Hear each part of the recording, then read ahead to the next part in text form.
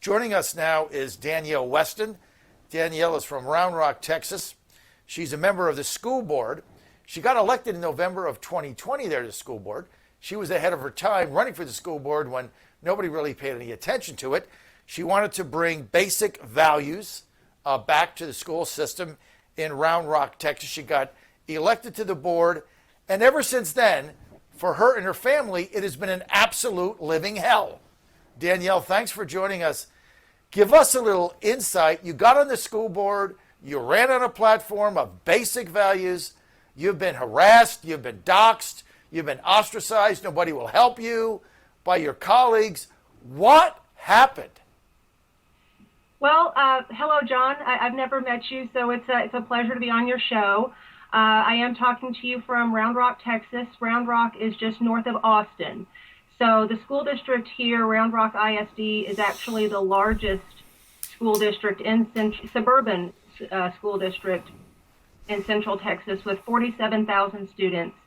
And I started going to school board meetings back in 2018 because I saw all of this time, money, and energy going to things that had nothing to do with the education of children.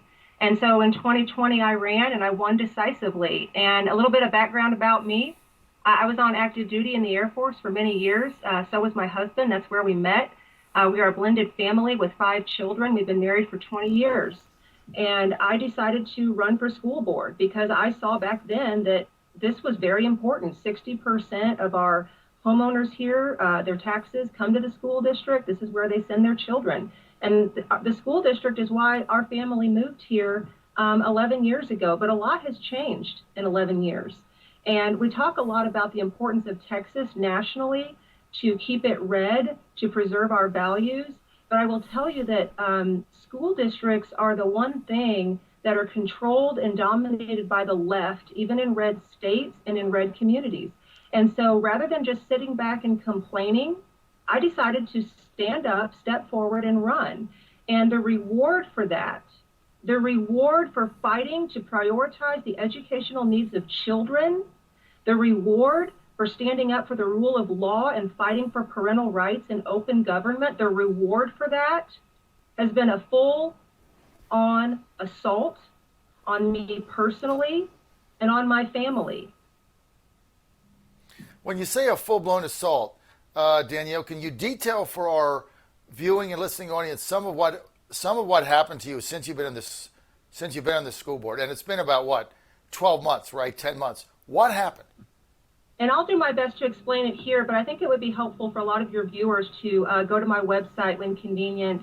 You can go to weston4roundrock.com. That's Weston4, F-O-R, roundrock.com.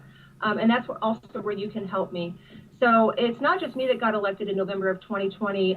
Somebody else in our community, an active volunteer and just a stand-up woman, Mary Bone, also ran and won. So we are the 2 conservative school board members out of 7 on this school board. And I will tell you that back in April, the mask stuff started blowing up, and Mary Bone and I started pushing back on that and saying, this is very harmful to children. A lot of teachers don't want to be forced to wear a mask all day, and we stopped wearing masks. And I tell you, John, when she and I stopped wearing masks in board meetings in April, their heads exploded. I mean, they couldn't even believe we were doing it. But we told them, you don't have no authority to make us or anybody else wear a mask. But they doubled down and said that everybody had to wear a mask. And we said, well, we just don't believe in that. And they messaged all summer that in the fall, students weren't going to have to wear masks.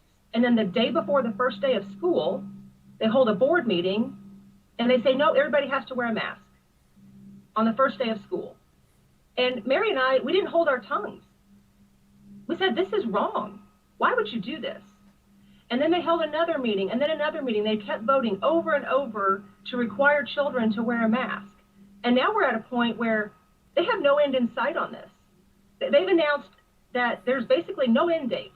Just whenever the superintendent and what he's looking at, and John, we've got a situation where when the data is really high, like we have all these cases, we have to wear masks, and now the data's come down and they still have to wear masks.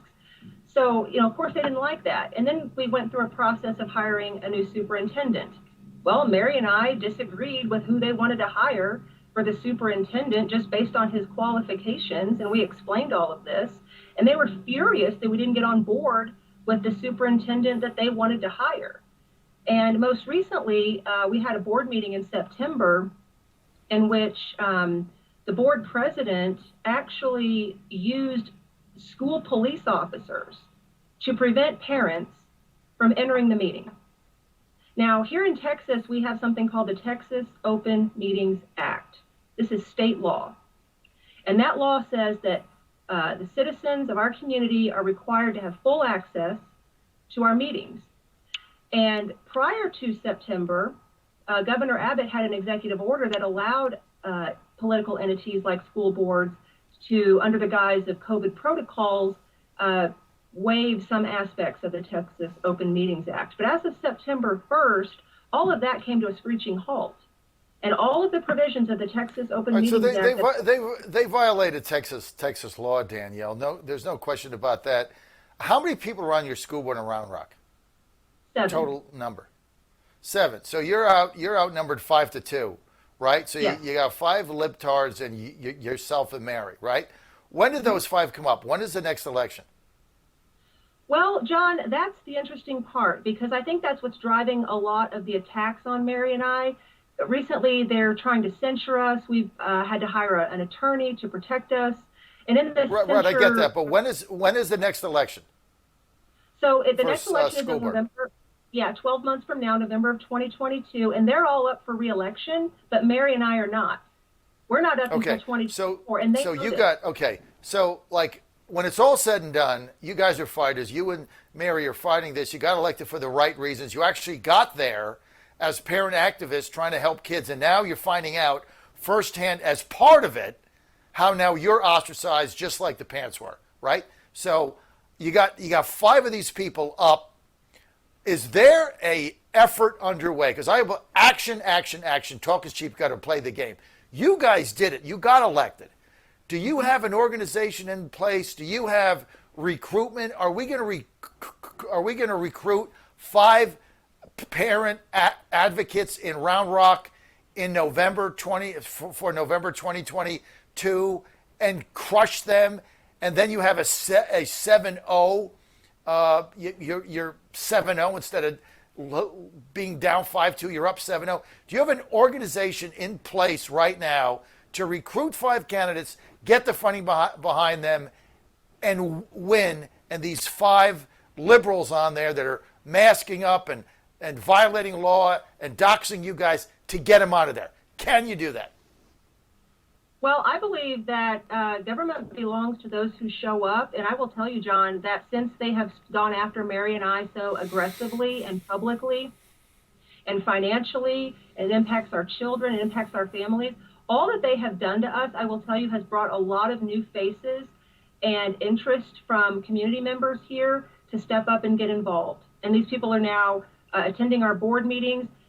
Different organizations throughout our community are asking Mary and I regularly to come speak and address them. We are regularly asked, how does this work? How do you run? How much money does it take?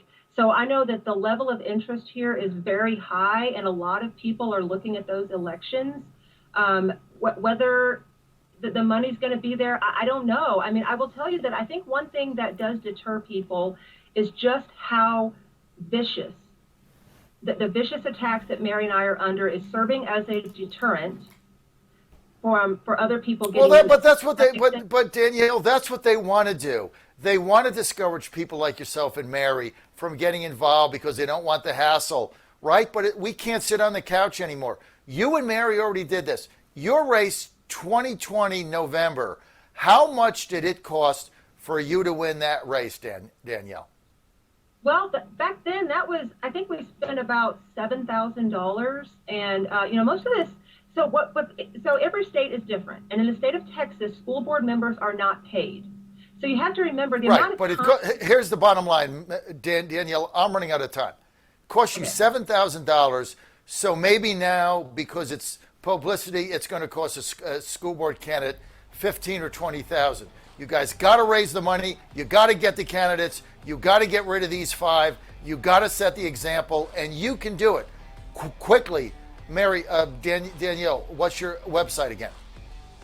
Weston for roundrock.com, and that's Weston, F-O-R, roundrock.com. That's where you can learn, and that's where you can donate. All right, I got to roll. Thank you, Okay. Danielle. Thank you. Keep fighting. Your calls when I get